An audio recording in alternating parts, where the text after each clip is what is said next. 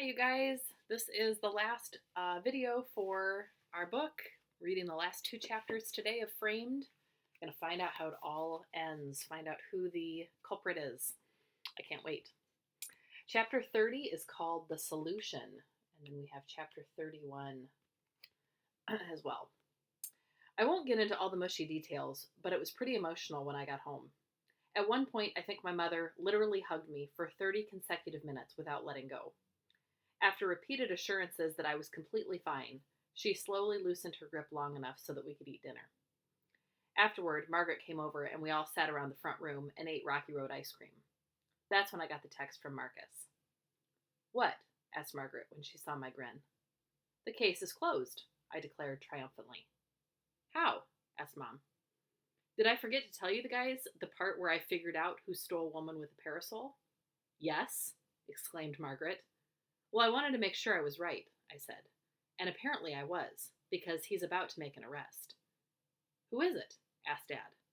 "Let's turn on the TV so we can see the press conference," I said. When I turned it on, Oliver Hobbs was on yet another talk show complaining about the FBI and National Gallery. "It's almost criminal that such cultural treasures are protected so poorly," he said. "Ugh," said my mom. "I cannot listen to that man say another word. Please shut him up." "Okay," I said, pressing the mute button. "Now tell us everything," added Margaret. "How did you solve it?" "By answering your question," I told her. "How did Nick the Knife know that I'd be at the soccer game?" And the answer is, he didn't. "What do you mean?" asked Dad. "He didn't know I'd be there because he didn't care," I said. "It turns out the FBI was wrong about one thing. He did have a relative playing in the game. Some girl on the Capitol crush was a second niece or something. He was there to see her, not me." "Then why did he kidnap you?" asked my mother. "Because he wanted to explain it to me, so that I could explain it to the FBI, I continued. "You see, once we suspected him, we tried to make the clues fit our suspicions. He kept intersecting the case. Clues kept pointing to him. But once you realize that he's not involved, then those clues disappear. All except for one." "The auction bids," said Margaret. "Those all pointed back to Romania." "Yes, they did," I replied. "And that was the final piece of toast. If Nevrescu is innocent, that means the bids are fake. They have to be. It's the only solution that works." "It's Oliver Hobbs," said Margaret. I smiled. "You got it. He needed to pin it on somebody, and when Nick the Knife came onto the scene, he had the perfect culprit. Nick was already making himself look guilty. All Oliver needed to do was set him up, just a little bit more. Since the bidding records he showed us were confidential, he knew we'd never be able to compare them to the originals. All he had to do was leave the clues for us to find." "And once you figured that out," said Margaret. "Everything else fell into place," I said. "When we were looking for an insider, we assumed that meant an employee of the museum, so we didn't consider him. But as the insurance representative, he knew exactly when the upgrade was going to take place." "What about Artfest in Budapest?" asked Margaret. "He was there too," I said. "Marcus confirmed it was someone at Interpol. And Dad, remember how fast you drove to the museum the night the paintings were stolen?" Mom shot him a look. "Not too fast," he said, "but it was an emergency." "But when we got to the security center, Oliver was already there on the telephone," I pointed out. "How could he beat us? He lives just down the street from us." "He was already nearby waiting for the call," said Dad. "You got it," I said. "Look at him," Mom said, pointing at Hobbs on the television. "Do you think he has any idea that he's been discovered?" "No," I said, turning up the volume. "But he's about to." We watched as Hobbs continued to rant about the FBI, and then in a moment of perfect television, Special Agent Marcus Rivers of the FBI's art crime team walked onto the set during the middle of the broadcast. There were a few seconds of confusion until the interviewer recognized him. "Agent Rivers, have you come down here to dispute Mr. Hobbs's claims?" she asked. "No, I haven't," he said. "Then why are you here?" "Just doing my job," he said. And he arrested Oliver right there on live television. We all cheered.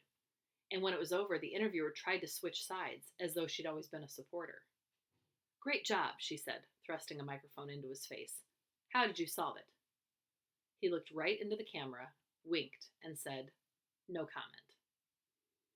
2 days later, Pavel Novak was greeted at Dulles International Airport, where he surrendered to authorities and began talking in exchange for a reduced sentence.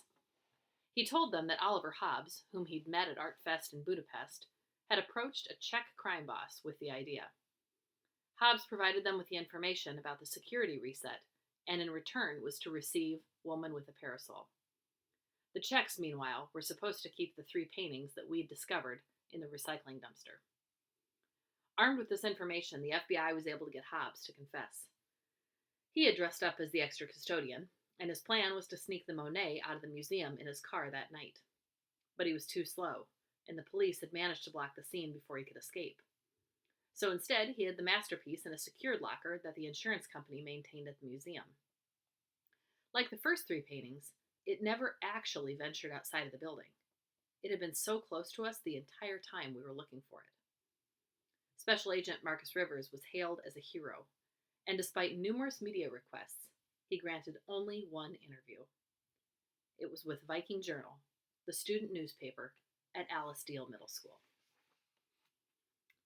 Chapter 31. The Sort of Safe Way. My name is Florian Bates.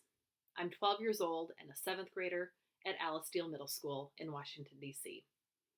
I'm a consulting detective for the FBI, I'm a rabid fan of the D.C. Dynamo girls soccer team, and I never leave leftover egg rolls for fear that they'd remain uneaten in the event of a zombie apocalypse. I also helped thwart the biggest art heist in U.S. history. And nobody knows about it. Well, almost no one. And that's okay because the people who do know are the only ones that matter to me. My parents, who despite taking too many pictures are pretty great. My FBI handler, who somehow manages to be cool and geeky, old school and cutting edge all at the same time. And my best friend, who's the best person I've ever known. And it really sucks because I know the answer to the one question that matters the most to her. And I can't tell her. I have to lie. But other than that, life's pretty great. Margaret and I are walking home from school, and I jokingly nod toward the rear of the Safeway. What do you say? I ask. Want to take a shortcut? She gives me a look, that trademark Margaret look, and asks, do I have to remind you what Ben Franklin said? Ben Franklin did not say nothing good ever happens when you're surrounded by dumpsters. I guarantee it. Pretty sure he did, she replies. I think it was in Poor Richard's Almanac. Ben Franklin was dead long before the dumpster was even invented. End of story.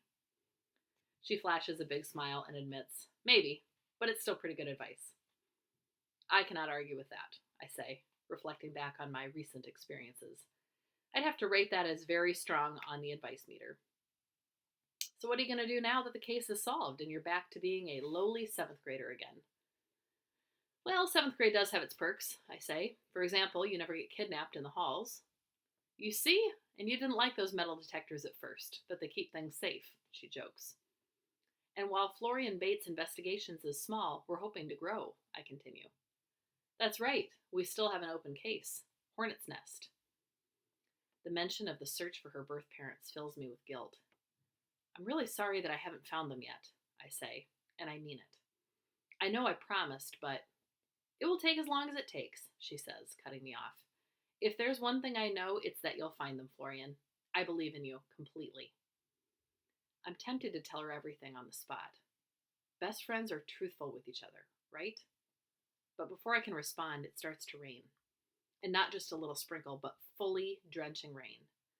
I give her a look, and then I look back toward the Safeway. You sure you don't want to take the shortcut? I ask. It's the fastest way to someplace dry. She weighs her options for a moment and nods, streams of water already running down her face. But let's go around that way, she says, pointing to a slightly different route than I took before. We'll call that the sort of Safeway, I suggest. We sprint across the street, and I hold up the bottom of the chain link fence so she can get under it. When she reaches the other side, she does the same for me. If we run into any shady characters, remember to unleash the fury of your kung fu, I joke. We run alongside the line of dumpsters, trying to use our backpacks to shield us from the rain. And when we turn the corner, we run right up against a black, unmarked van, its engine loudly vibrating, its wipers furiously pumping across the windshield. I don't believe it, I say. Oh my God, says Margaret. What have I done? The door slides open, and there he is, massive smile on his face. Haven't you learned your lesson yet? Says Special Agent Marcus Rivers. It's just like Mark Twain said. Nothing good ever happens when you're surrounded by dumpsters. That's who said it, says Margaret. Mark Twain. It was not Mark Twain, I protest. It was Margaret. Margaret made up that quote. Margaret is who said it. Well, he says, Margaret must be pretty smart because it's good advice. Yes, it is. She and I have already agreed to that. Is that why you did this? You came back here to terrify us so you could make up fake quotes about dumpsters while we stand in the rain? Actually, no, he says. Then what are you doing here? It seems as though we have a situation and we need your help. He turns to look right at Margaret and adds, both of you. The Admiral sent me. So what do you say? You interested? Margaret and I share a look, now totally oblivious to the rain pummeling us. Adventure is calling. Who are we to say no? We made it to the end of the book. If you're interested in reading the second book, it's called Vanished. It's by the same author, of course, same characters, and in the back here it says, Florian and Margaret are back on the case. This time they're investigating a series of middle school pranks. Wait, what? But when the president's daughter is involved, the stakes are high, so it's time for some toast. So anyway, you could check out Vanished if you wanted to read the second one. The mystery continues. I'm trying to remember if we have that one in the library or not. If we don't, I'll order it. I hope you guys have enjoyed reading this one with me. I really enjoyed reading it with you. It would have been more fun to finish it in person, but if you did it along with me, it was fun. So, hope you guys are doing well. We've just got a few more days of school left. Stick with it. You got this. Talk to you later.